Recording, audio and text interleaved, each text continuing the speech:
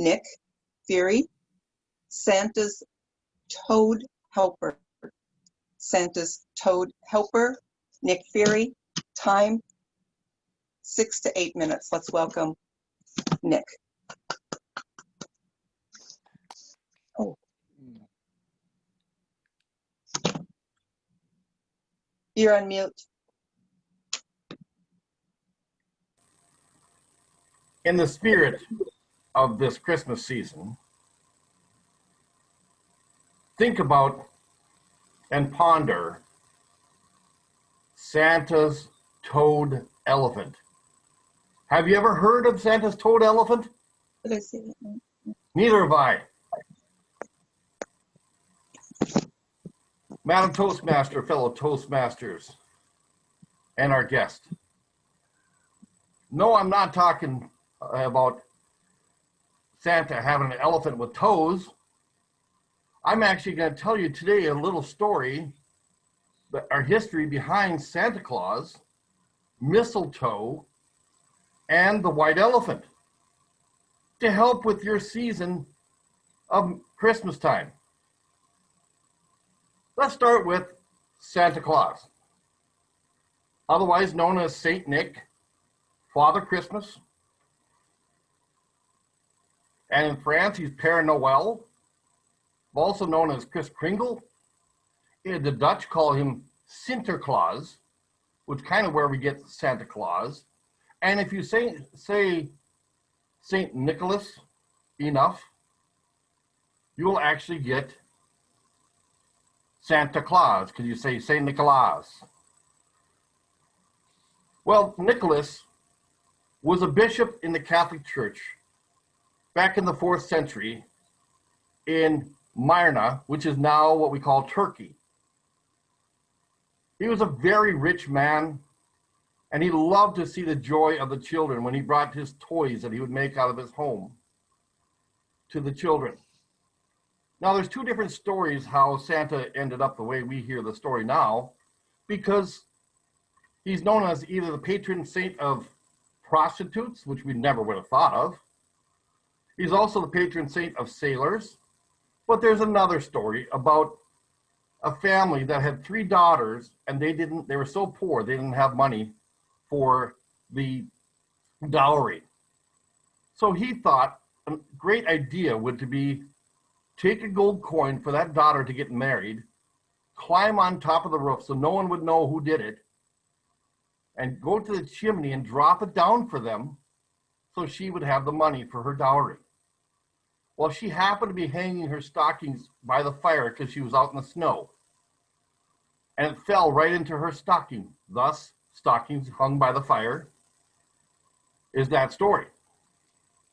And as for the patron saint of sailors, there is a legend that some sailors were out in the waters and there was a bad storm and they were crying to God for help. Somehow Nicholas ended up in their boat and told the storm to stop, and it did. He later became what the Catholic Church known as canonized as a saint. Thus we have Saint Nicholas. But what about the reindeer? Where does that come in? Did you know that the reindeer had to have been all females? Because only the reindeer that are female keep their horns in the wintertime. Interesting tidbit. That kind of explains why you get all these females be able to haul a fat guy around in one night and get it done. So, that's a little background on Santa Claus. What about mistletoe? We hear about mistletoe, and if you're married or in a relationship, that kind of sounds fun, but what about the rest of us? Where does that come from? How do we get pawned into that? Well, let's ponder a moment. Well, the tradition of kissing under the mistletoe started in ancient Greece during the festival of Saturnalia and later in marriage ceremonies. Because of the plant's association with fertility, and during the Roman era, enemies at war would reconcile differences under the mistletoe, which was represented as peace. When the first Christians came to Western Europe, some tried to ban the use of mistletoe as decorations in churches, but many still continued to use it. York Minster Church in the UK used to hold a special mistletoe service in the winter, where wrongdoers in the city of York could come and be pardoned. The custom of kissing under the mistletoe comes from England. The earliest recorded date mentioning kissing under the mistletoe is 1784.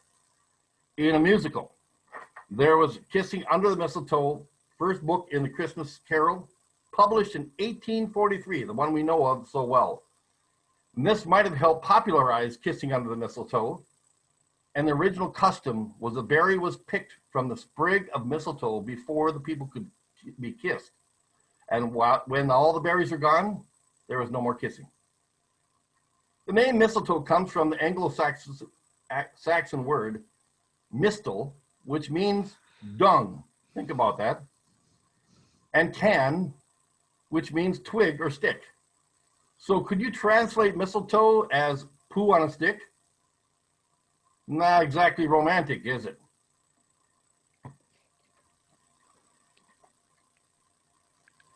Now, finally, this white elephant out there. We hear about the white elephant parties, the white elephant gift. Where does that come from? Well, the white elephant refers to an extravagant, impractical gift that cannot be easily disposed of. The phrase is said to come from the king of Siam, which is now Thailand, giving rare albino elephants to courtiers who had displeased him. So it might be ruined by the animal's upkeep costs and how that destroyed their village.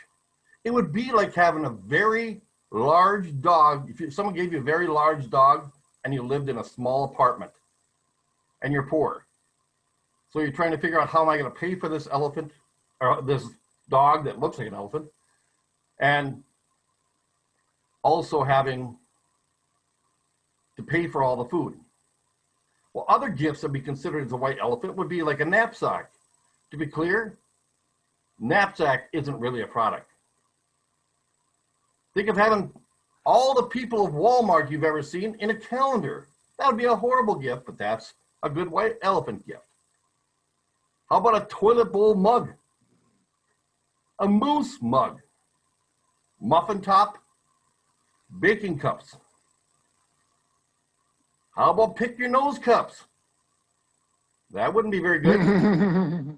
How about a Christmas story mug? High heel tape dispenser. So what I want to give you through today is a little background about Saint Nick, and no, not me. Mistletoe, just so you know, when you're kissing, what the real history was about fertility, and a little bit about the white elephant. So now you'll know about Santa's toad elephant really has nothing to do with an elephant with toes. Madam Toastmaster, fellow Toastmasters. Moving forward, we have the pleasure of listening to our evaluators to hear how they heard the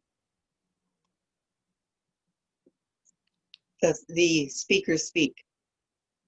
It is my pleasure to introduce our first evaluator and to evaluate Nick on how she interpreted what Nick was saying about Santa's toad elephant. Let's welcome Ann Gretsch. Thank you, Madam Toastmaster, fellow Toastmasters, and especially Nick.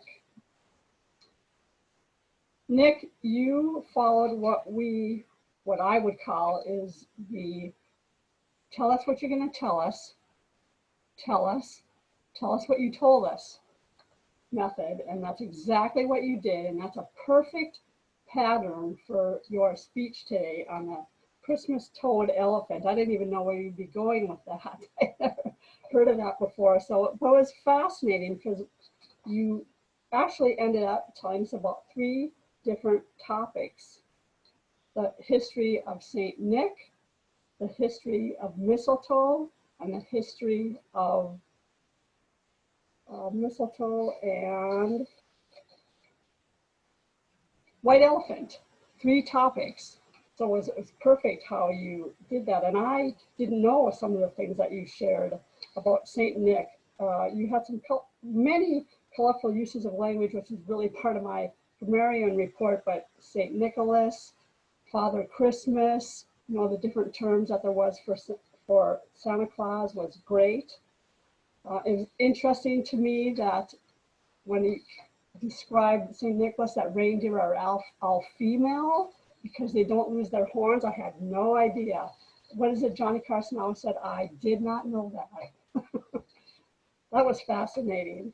And then the mistletoe, how that came about in England. And I didn't know that every time you kissed, you took a berry off the mistletoe. I did not know that. Very fascinating information about mistletoe. And then the white elephant, interesting too, how that came about, and they were just impractical gifts that you would give to people. It was just interesting. You had interesting facts for each of the different areas that you talked about. And then of course you concluded with, here's what I covered, here's what I told you about: St. Nicholas, mistletoe, and white elephant. And I really appreciated that you had a Christmas background, because you were talking about Christmas points, and you're dressed very holiday-like. So it was perfect that you had that as part of your speech. And then your gestures, I thought, were pretty good for the most part, although I didn't really need to see picking your nose. But I know it's part of your speech. I thought you did really good with gestures, and your vocal variety was really very good because you were passionate about this topic. You were talking about something that you really, I think you had a lot of fun researching this topic. And I don't have your evaluation form to know that that's what this was, but I'm assuming that's what it was. And I can get that from you later to fill it out. But I really enjoyed it, Nick. Really interesting topics about the holiday season. And I look forward to hearing more from you, Madam General Evaluator.